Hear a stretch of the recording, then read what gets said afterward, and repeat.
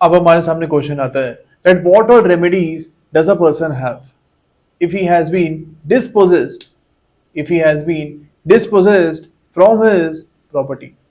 अगर आपको आपकी प्रॉपर्टी से निकाल दिया जाता है तो इस पर्टिकुलर केस में according to SRA and limitation act आपके पास कौन सी रेमेडीज होंगी.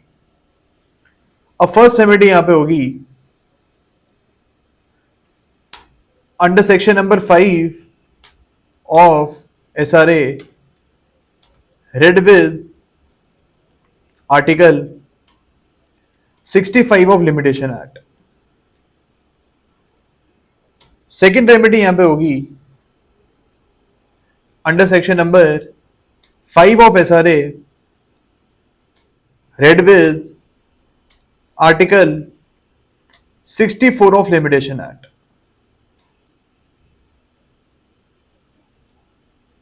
एंड थर्ड रेमेडी यहां पे होगी under section number 6 of SRA. हमारे पास ये तीन रेमेडीज होगी in the cases of dispossession of property. अब ये अलग अलग सिचुएशंस अलग अलग इंस्टांसेस के ऊपर लगेंगे. कुछ इंस्टांसेस के ऊपर हमारी फर्स्ट रेमेडी लग सकती है एंड कुछ इंस्टांसेस के ऊपर हमारी सेकेंड या फिर थर्ड रेमेडी लग सकती है. अब फर्स्ट अब हम डिस्कस करेंगे section number 5 of SRA read with article 65 of limitation act के केसेस को. For example A is a person इसने बी को अपने घर में अलाउ किया हुआ था रहने के लिए. अब ए और बी दोस्त होते हैं एंड दैट इज वाई ए ने बी को अपने घर में रहने के लिए अलाउ किया हुआ है. अब इन दिस पर्टिकुलर केस ए और बी के बीच में कोई भी एग्रीमेंट साइन नहीं हुआ है. कोई भी टेनेंसी एग्रीमेंट ए और बी के बीच में साइन नहीं हुआ है. यहाँ पे A is the owner of this house. A is the owner of this house and जो ओनरशिप है इसको यहाँ पे A is the owner of this house. अब इन दिस पर्टिकुलर केस एक दिन ए बी को बोलता है कि घर को खाली कर दो. ओके अब यहाँ पे ए के पास सारे राइट्स हैं बी को ये चीज बोलने के लिए बिकॉज एक तो ए घर का ओनर है एंड ए और बी के बीच में कोई भी एग्रीमेंट साइन नहीं हुआ है and that is why A can remove B any time from his house. अब बी यहाँ पे घर को नहीं छोड़ता है. अब यहाँ पे ए के पास रेमेडी बनती है that he can file a suit of possession. He can file a suit of possession under section number 5 of SRA read with article 65 of limitation act. यहाँ पे ए ये सूट इसलिए फाइल कर सकता है because A has valid title in this case. A has valid title in this case and ये title है इसका ओनरशिप का. अब ए को टाइटल मिला था because of sale deed between A and C. C ने घर ए को बेचा था and that is why A इस घर का ओनर बन गया. ए को यहाँ पे अपनी टाइटल को प्रूफ करना पड़ेगा. कोर्ट में जब ये केस चलेगा तो ए को यहाँ पे प्रूफ करना पड़ेगा कि इस घर का ओनर किस टाइप से बना है. तो we can say that in this particular case title of A is owner and यहाँ पे जो मैटर इन इशू हुआ है this will be sale deed. अब यहाँ पे टाइटल और मैटर इन इशू के बारे में हम डिटेल में पढ़ेंगे सीपीसी में. बट यहाँ पे हमको याद रखना है कि मैटर इन इशू हम उस चीज को बोलेंगे जिस चीज की मदद से ए को इस केस में टाइटल ऑब्टेन हो रही है. हमारे पर्टिकुलर एग्जांपल में सेल डीड की वजह से ए को इस केस में टाइटल ऑब्टेन हो रही है and that is why matter in issue in this particular case is sale deed. Okay तो यहाँ पे A can file this suit on the basis of title. अब आर्टिकल 65 को भी देखोगे वहां पे हमको लिमिटेशन पीरियड दिया हुआ है for filing suits on the basis of title. अगर आपको एक पोजीशन का सूट फाइल करना है on the basis of title then you will see the limitation period under article 65 कि कितने टाइम के अंदर अंदर आप ये सूट फाइल कर सकते हो. ओके तो ये फर्स्ट इंस्टेंस को हमने डिस्कस कर लिए. अब सेकंड के ऊपर हम आते हैं which is section number 5 SRA read with article 64 of limitation act. इसको भी हम एग्जाम्पल के थ्रू समझते हैं. Suppose A is a person, ये लैंडलॉर्ड होता है एंड बी इस घर का टेनेंट होता है, यानी A is the owner of a house and ये इस घर का लैंडलॉर्ड भी है। एंड यहाँ पे ए और बी के बीच में एक वैलिड टेनेंसी एग्रीमेंट साइन होता है and B is the valid tenant in this case.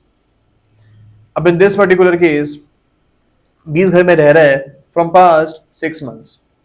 जो टेनेंसी डीड है वो 1 साल की है एंड अभी बी यहाँ पे 6 महीने से रह रहा है।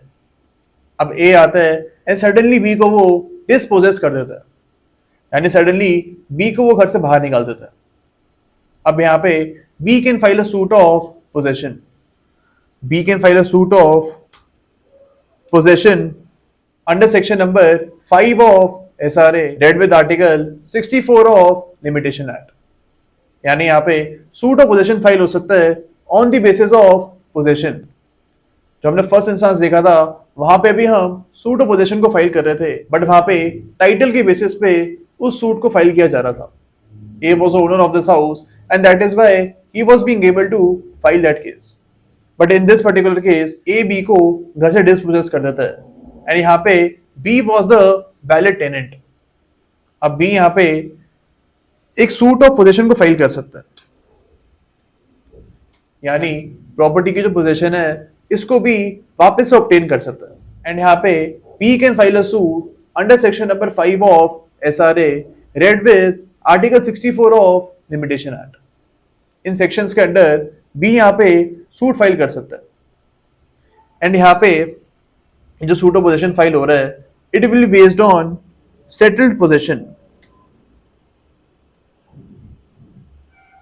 यहाँ पे बी को अपना टाइटल प्रूफ करने की जरूरत नहीं है, यानी जब ये कोर्ट में जाएगा तो इसको सिर्फ ये दिखाना है कोर्ट को कि ये इस घर की पोजेशन में था। लास्ट टाइम जब ए ने यहाँ पे बी को डिस्पोजेस किया था उस टाइम पे B was in the possession of the house, यानी उसके पास घर का कब्जा था। सिर्फ इस पर्टिकुलर फैक्ट के बेसिस पे बी को यहाँ पे पोजेशन ऑब्टेन हो सकती है।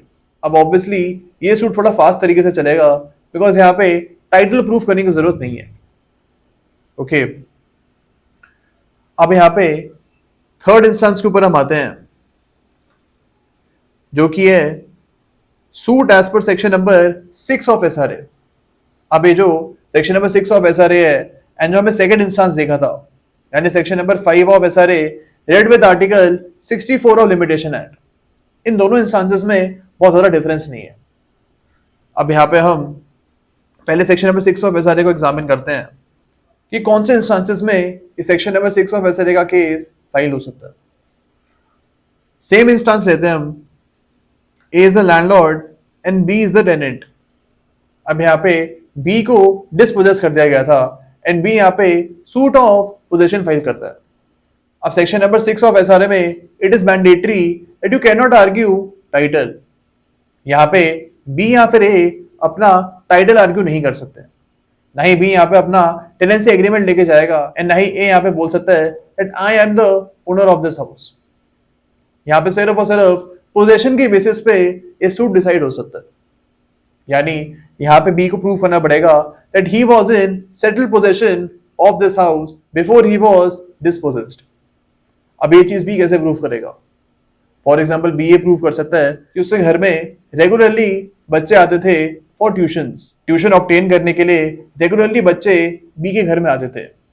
इस चीज से प्रूव हो सकती है that B was in continuous and regular position of this house and सिर्फ इस बेसिस पे कोर्ट बी को दोबारा से पोजीशन दे देंगे। अब ये सूट भी काफी फास्ट तरीके से चलता है बिकॉज यहाँ पे टाइटल को आप आर्ग्यू बिल्कुल भी नहीं कर सकते हो।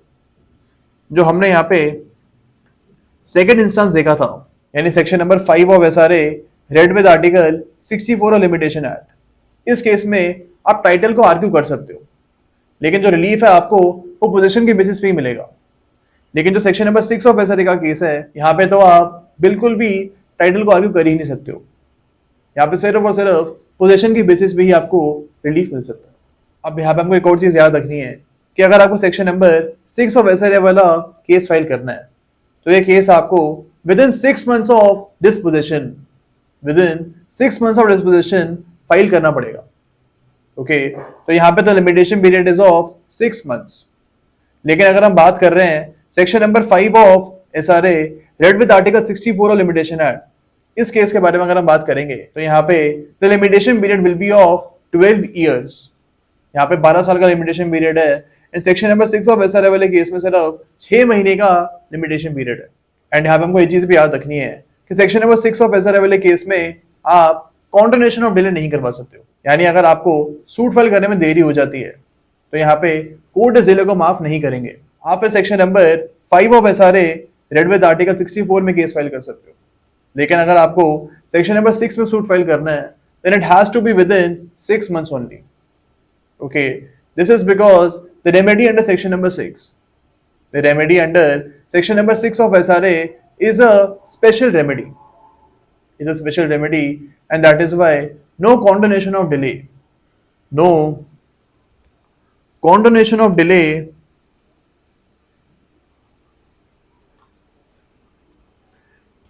will be allowed in this particular case. यानी यहाँ पे कोर्ट इस डिले को माफ नहीं कर सकती है।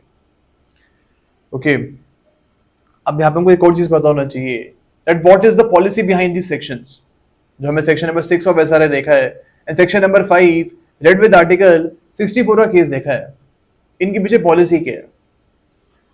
अब यहाँ पे the policy is section number 110 of evidence act and section number 113 of भारतीय साक्ष्य अधिनियम यानी बीएसए। अब इन सेक्शंस में हमको प्रिजम्पशन ऑफ ओनरशिप के बारे में बताया गया।